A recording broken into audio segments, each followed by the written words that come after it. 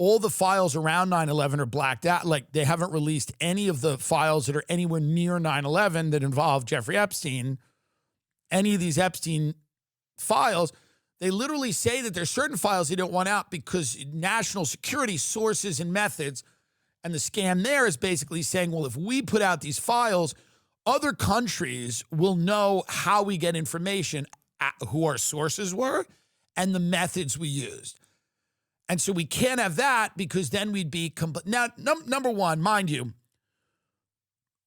we rely much less now on human intelligence. We rely a lot on satellite intelligence and tech and everything like that. That's why Thiel and Palmer Luckey and all these guys are getting huge contracts with the government.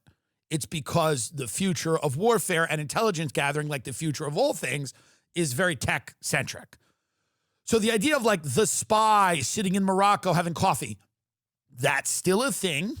There's still human intelligence, but it's a very interesting sell to go, so these sources and methods that we used 20, 30 years ago, a lot of them were, so when we compiled these files, we don't want to let them out because then people would know how we, and it's a big lie.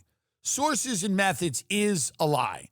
You can release stuff without sources and methods. It's a lie. It's, again, it's just saying we don't want to put it out because you're going to start talking about what was 9/11? Because no one even knows what it was, by the way.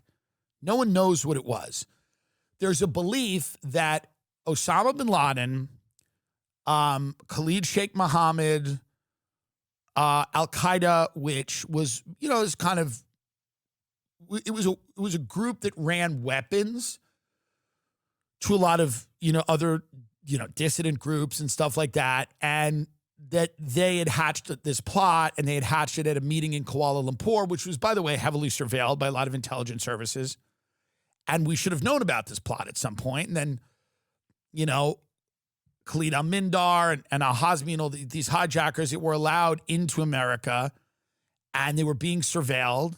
But the FBI never told the CIA about that because there was a wall between the FBI and the CIA, which did exist, but, it does seem like an important piece of information. So, and some of these people were trained in American flight schools, and then some of these people were victims of mistaken identity, and it turns out that some of the hijackers we thought were hijackers weren't exactly hijackers, and no one knows why Building 7 fell, and nobody knows why there's a tiny hole in the wall of the Pentagon. And again, you have to just dance around with logic.